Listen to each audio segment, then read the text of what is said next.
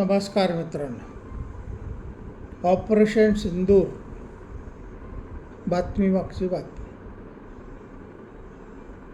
भारताने 7 तारखेला पहाटे म्हणजे आज पहाटे 1:05 ते 1:30 केवळ 25 मिनिटामध्ये 30 मिसाईल टाकली पाकिस्तानच्या अतिरेकी ठिकाणावर. 9 ठिकाणांवर टाकलं. त्याच्यातले 5 POKमध्ये होते आणि 4 पाकिस्तानातल्या पंजाब प्रांतामध्ये होते. जे आपण केवळ POKपर्यंतच जाऊ असा जो पाकिस्तानचा विचार होता, पण त्यांनी अतिरेकी पूर्वीच काही काळापूर्वी POKमधून हलवले आणि पंजाबच्या सुरक्षित मिलिटरी कॅन्टोन्मेंटच्या जवळ नेऊन ठेवले.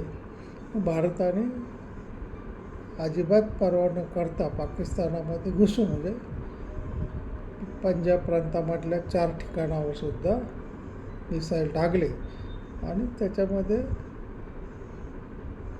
पाकिस्तानचं म्हणणं 12 अतिरेकी गेले, 50 जखमी झाले. भारताने सांगितलं 30 अतिरेकी मेले. पण अजून जे पडलेली घरं आहेत, मशिदी आहेत, त्याच्यातली सगळी प्रेतं बाहेर यायची आहेत.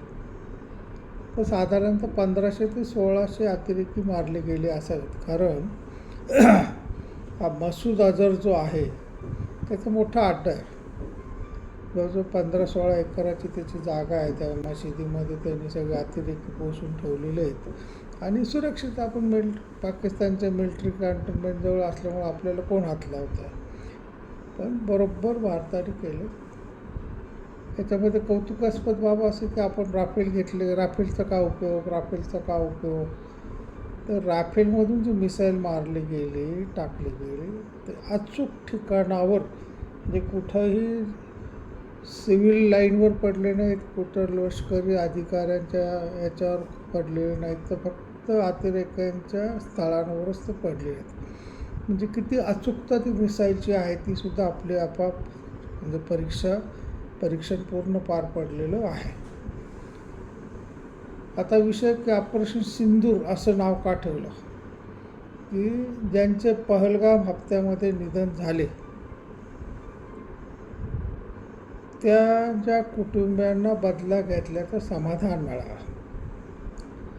ज्या महिलांच्या आपल्या भगिनीचं मातांचं सिंदूर पोसलं गेलं, कुंकू पुसलं गेलं आपण मराठीमध्ये म्हणतो, तर त्यांचा बदला घेण्यासाठी ते ऑपरेशनचं नाव सिंदूर असं ठेवलं आणि ते स्वतः पंतप्रधानांनी निवडलं असं म्हणतात.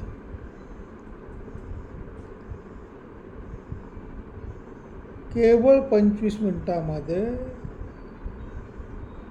9 ठिकाणी म्हणजे 9 ठिकाण पण त्याच्यातले जवळजवळ 30 तळांवर भारताने हल्ला करून पाकिस्तानची पूर्ण नशा उतरलेली आहे. पाकिस्तानची सर्व जगभर चिंता होती आहे. मसूद अझर जो आपल्या भारतातल्या 26/11ला कारणीभूत होता, ज्याने अनेक अतिरेकी कारवायामध्ये भारताला फूस दिलेली आहे, अतिरेक्यांना फूस पाठवलेली आहेत, तो आज रडताना TV वर दिसला. त्याच्या घरातले 14 लोक मेले. त्याची बहीण, त्याचा मुलगा, त्याचा पुतण्या, त्याच्या घरातले एकूण सगळे लोक, जवळजवळ 14 लोक. आता तो म्हणतो मला का नाही मारलं, मी मेलो असतं तर बरं झालं. म्हणजे जो अतिरेकी आपल्या भारतातल्या लोकांना मारताना आनंद व्यक्त करायचा, तोच आज स्वतः मृत्यूची भीक मागताना दिसून आला. हे खरं आपलं भारतीय सैनिकांचं, मोदींचं यश आहे. पण तुम्हाला असं वाटतं का की हे इथंच थांबेल? नाही. आज संध्याकाळी मॉक ड्रिल आहे. सायरन म्हणजे मोदींना कल्पना आहे की पाकिस्तान काहीतरी वेड्यासारखं धाडस करेल आणि त्या धाडसाला आपल्याला प्रत्युत्तर द्यायचं आहे. काल फक्त अतिरेक्यांची ठिकाणं उद्ध्वस्त करून भारताने आपला संयम दाखवून दिलेला आहे. आता जर पाकिस्ताननी चुकीची पावलं टाकली तर संपूर्ण पाकिस्तानला बेचिराग करायचं आपलं स्वप्न जे आहे ते पूर्ण झाल्याशिवाय राहणार नाही. पाकिस्तानला काल अमेरिकेच्या संरक्षण मंत्र्यांनी पण दम दिला, परराष्ट्रांनी दम दिला की तुम्ही कोणती कारवाई करायची नाही, भारताने केली तर बरोबर आहे. चीननी सुद्धा कोणती प्रतिक्रिया जास्त झालं ते वाईट झालं एवढंच म्हटलं. असं व्हायला नको होतं. America, Russia, Israel, France, Sweden हे सगळे देश आपल्याला मदतीला पुढे येत आहेत. परवा म्हणजे आपल्याकडचं परवा म्हणजे अमेरिकेतलं काल युनोची बैठक झाली. पाकिस्तानने तिथं तक्रार केली होती की तुम्ही भारताला समजून सांगा भारत आमच्यावर हल्ला. जग जाहीर आमची बेइज्जती नको म्हणून मिटिंगमध्ये एका गुप्त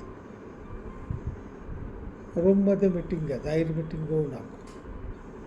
त्या रूममध्ये सुद्धा पाकिस्तानला सगळ्यांनी प्रश्न विचारले की तुम्ही काय करतात, तुम्ही अतिरेकी कारवायांबाबत काय कारवाई केली, तुम्ही पहलगाम हल्ल्याची जबाबदारी का स्वीकारत नाहीत. पाकिस्तानला आशा होती की चीन आपली बाजू लावून धरेल, पण चीननी काहीही प्रतिक्रिया दिली नाही. चीनने सुद्धा हात वर केले. आता याच्यामागं कारण आहे की पाकिस्तान कसं एक भिकारी देश आहे, त्याला किती वेळा मदत करायची. आता अमेरिकेने चीनवर 450% कर लावल्यानंतर चीनला आता मोठी बाजारपेठ म्हणजे भारताची आहे. भारताशी संबंध चांगले झाले तर निदान आपला माल भारतात खपवता येईल ही अपेक्षा त्याला आहे. बाकीचे बरेचसे मोठे देश त्यांना आता टाळायला लागलेत. करोनाच्या काळापासून बहुतेक लोकांनी चीनवर बहिष्कार टाकल्यासारखं झालेलं. त्याची जी इच्छा होती की जगभर आम्ही माल पोचू, पण आता अमेरिका किंवा इतर लोकांनी टाळायची सुरुवात केल्यानंतर त्याला भारताकडून म्हणून रशिया, चीन, भारत एक अशी सत्ता उभी राहावी याच्यासाठी चीन प्रयत्न करतो आहे.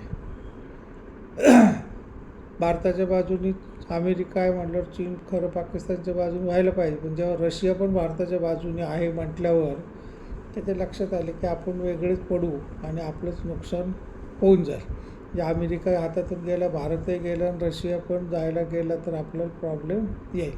त्याच्यामुळे त्यांनी पाकिस्तानला वारंवार सोडून दिल्यासारखं आहे. आपल्याला ही जी ऑपरेशन सिंदूरची आहे त्याची माहिती कोणी दिली तर 2 महिला अधिकाऱ्यांनी दिली.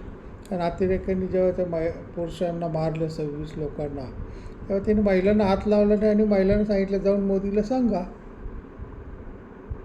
मग मोदींनी सुद्धा महिलांच्या मार्फतच अतिरेक्यांना संदेश दिला की आम्ही तुमचं कंबरडं मोडलेलं आहे, आता परत कधी आला तर तुम्हाला पूर्ण नेस्तनाबूत केलं जाईल. ही याला म्हणतात नीती. नाव सिंदूर ठेवणं, प्रेस कॉन्फरन्सवर महिला अधिकाऱ्यांना पाठवणं की आम्ही महिलांच्या मार्फत तुमचा अपमान करत आहोत. बरं, नेहमीच्या पद्धतीने विरोधी पक्ष पुरावा मागतील. खरंच झाले का हल्ला, कधी झाला, तिथं तर काय झाडच पडले, कुठं अतिरेकी मेले, नाही का. तुम्ही मागं बालाकोटच्या वगैरे प्रश्न पाहिले असतील लोकांचे. म्हणून यावेळेस त्यांनी व्हिडिओग्राफी केलेली आहे, व्हिडिओ शूटिंग केलेलं आहे. पाकिस्ताननी सुद्धा कबूल केले की आमच्यावर हल्ला झालेला आहे. त्याच्यामुळे आता विरोधी पक्षाला थोडंसं तोंड राहिलेलं नाही की आपण काही प्रश्न विचारू. तरी काही नाठाळ लोक विचारतच राहतात. तर त्यांची किंमत तशी काही फार मोठी नसते, पण हा त्याच्यातला तो दोष आहे की काहीही झालं, देशाचं नुकसान झालं तरी चालेल, मोदींना बदनाम कसं करता येईल ते पहा. आणि त्याच्यामुळे हा प्रश्न उद्भवला जातो. पण आपल्याला त्या राजकारणात पडायची गरज नाही. आपल्याला प्रश्न आहे की आपण जे 2 एपिसोडमध्ये पाहिले की भारताची काय तयारी झाली, तर काय तयारी झाली काल ते तुम्ही प्रत्यक्षात पाहिलेली आहे की एकही देश पाकिस्तानच्या बाजूने उभा राहिला नाही. अगदी तुर्कस्तानसुद्धा किंवा आम्ही त्याची प्रतिक्रियासुद्धा दिलेली नाही. चीननी जी त्याला अगदी ठामपणे मदत केली असं वाटलं, त्यांनीसुद्धा प्रतिक्रिया देताना झालं ते वाईट झालं एवढंच दिलं. त्याच्यामुळे पाकिस्तान जगामध्ये एकटा पडलेला आहे. त्याचे सगळे मार्ग बंद झाल्यामुळं अक्षरशः भुके कंगाल म्हणतो त्याला तसं झालं. पाणी तोडलं गेल्यामुळं मी पाहिलं असेल टी व्हीवर बातम्या की चिनाब नदीचं पाणीसुद्धा बंद केलं, कोरडी खट्ट पडली. आता सिंधू नदीचं पाणी जेवढं वळवता येईल तेवढं वळवण्याची सुरुवात झालेली आहे. अजून काही पाणी सिंधू नदीचं पाकिस्तानात जाते, पण एक 8-15 दिवसामध्ये ते सुद्धा अत्यंत कमी होईल आणि त्याचं भर उन्हाळ्यामध्ये हाल होतील. आणि आपल्याला हळूहळू पाकिस्तानला, म्हणजे आपण जसं मांजर उंदराला खेळवते तसं भारत पाकिस्तानला झिजून मारतं.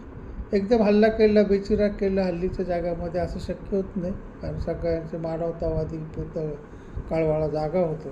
त्याच्यामुळे त्याला इतकं चौबाजून मारायचं की पाकिस्तानातल्या लोकांनीच उठाव करून पाकिस्तान सरकारला घालवलं पाहिजे. मोठा उठाव झाला, तिथं क्रांती झाली पाहिजे अशी भारताची इच्छा आहे. सिंध आणि बलुचिस्तान या प्रांतातले लोक तर उठाव करतातच आहेत. त्यांनासुद्धा आता या गोष्टीने बळ मिळालं की पाकिस्तानचे तुकडे आपल्याला पाडायला सोपं जाईल.